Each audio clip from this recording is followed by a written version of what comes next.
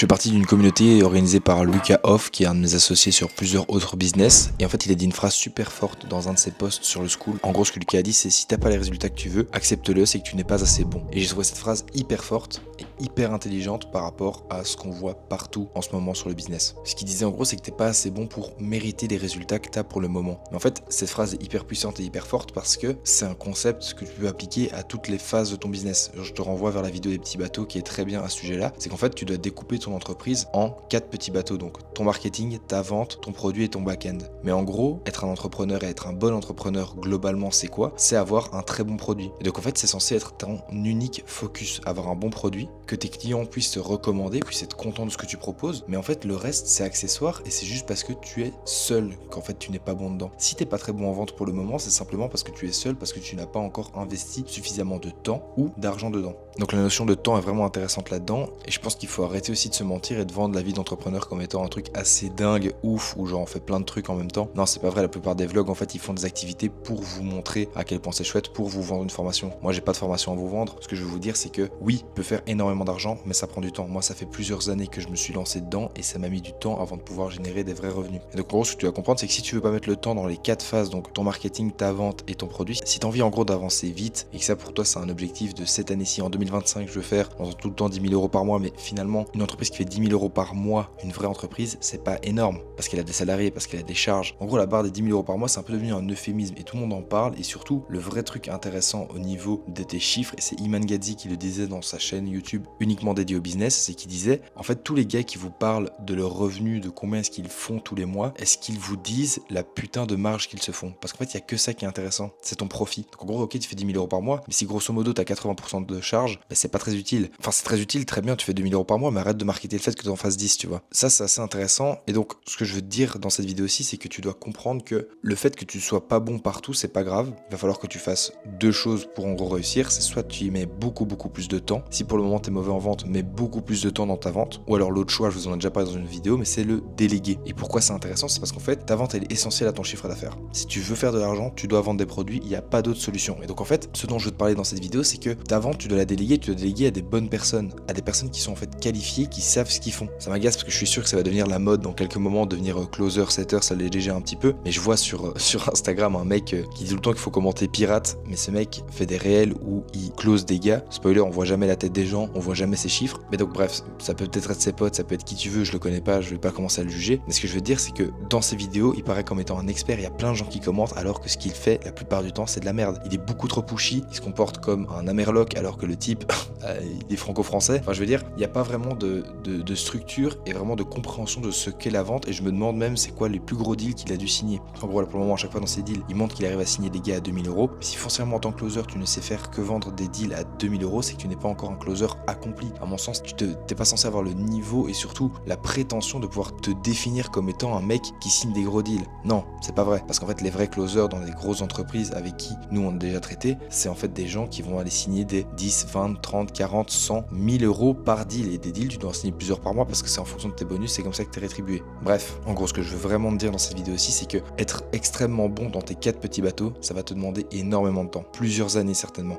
Moi, la preuve, c'est que pour le moment, je suis bon dans mon produit, je suis bon dans ma vente, mais mon back-end pourrait être bien meilleur et surtout, mon marketing est encore pas ouf. Mais la preuve, c'est que je peux faire des stratégies marketing pour que les entreprises puissent convertir les gens qui voient leur pub en prospects et après les avoir en vente. Mais foncièrement, moi, mon contenu n'est pas encore top. Regarde derrière moi, mon mur est blanc. Pourquoi est-ce que mon mur est encore blanc derrière moi? C'est parce que c'est relatif à qui je suis moi. Moi, j'ai jamais eu des goûts de fou, j'ai jamais été hyper tenté par tout ce qui était l'art, la mode, tout ça. Pour moi, ça a été vraiment des pertes de temps.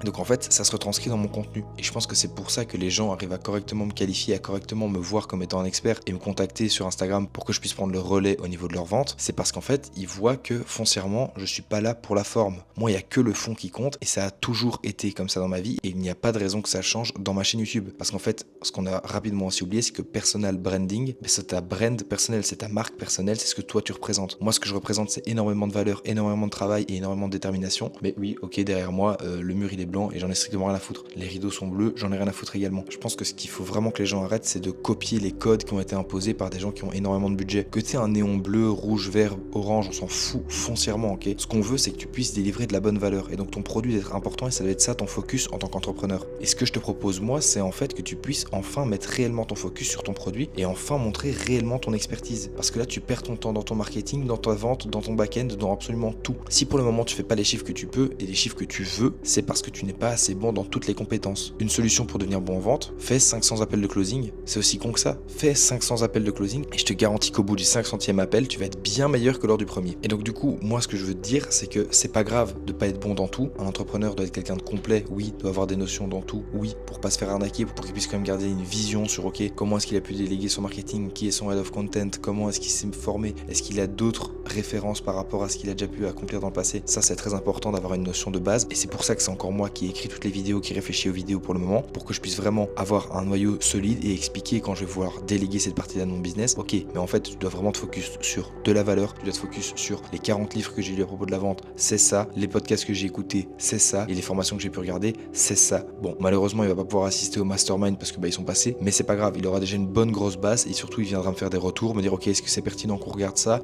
non, j'ai déjà fait une vidéo sur ça, mais j'avais pas étoffé ce point-là, donc va creuser ce point-là et tu reviens avec l'idée de contenu. Et tout ça, ça va permettre une chose, ça va permettre que mon marketing soit géré par une personne qui est bien plus compétente que moi au niveau de tous les codes. J'ai payé le gars pour qu'il refasse mon décor derrière, j'ai payé le gars pour qu'il y ait des meilleures miniatures, pour que les titres soient optimisés, pour que les descriptions YouTube soient optimisées. Tout ça, ce sont des trucs où moi j'en ai strictement rien à foutre. Ce que je veux, c'est que vous compreniez mieux la vente, ce que je veux, c'est que vous puissiez appliquer mes conseils directement dans votre business, et ce que je veux surtout, c'est que les mecs qui ont le budget, les mecs qui font déjà des ventes, les mecs qui ont un business qui fonctionne bien, puissent fonctionner encore mieux, et que les mecs, quand ils viennent chez moi, ils me délèguent leur vente, et quand ils me délèguent leur vente, ils ont des bien meilleurs résultats. Ça, c'est mon but. Et mon but, ce n'est en aucun cas de commencer à vouloir devenir n'importe quel influenceur. Je m'en fous.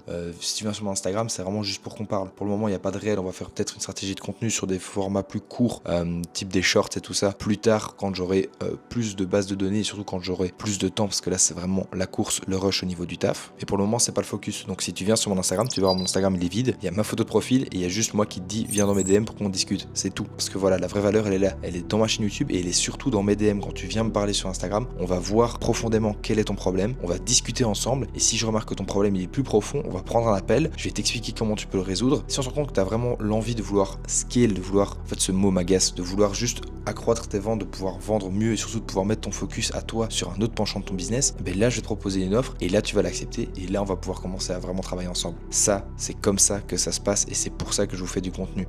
Vous faites tous du contenu mais vous n'avez aucun objectif derrière. C'est quoi votre plan? Dressez un plan sur une feuille, sur un Miro, sur un Whimsical, ce que vous voulez. Mettez foncièrement votre tunnel, comment est-ce que ça va se passer et surtout quel est votre objectif final. Si quand miraculeusement des gens viennent dans vos DM pour vous parler et pour essayer de comprendre mieux quel est votre produit et qu'en fait vous êtes en train de créer votre produit en lui parlant, mais ça ne va pas fonctionner. Regarde toutes les vidéos de cette chaîne, réapprends, prends des notes et structure ce que tu fais. Mon gars, cette vidéo elle était simplement là pour te dire que Lucas Hoff est un philosophe des temps modernes et je suis très heureux d'être associé à lui sur plusieurs business. Je te remercie d'avoir regardé cette vidéo jusqu'au bout. C'était Nathan mon gars, viens dans mes DM pour qu'on discute ensemble de tes problèmes et qu'on puisse enfin te faire gagner plus de sous et qu'on arrête de te vendre des conneries avec des formations à la con à droite et à gauche. Merci d'avoir regardé cette vidéo jusqu'au bout. C'était Nathan, c'est ciao messieurs.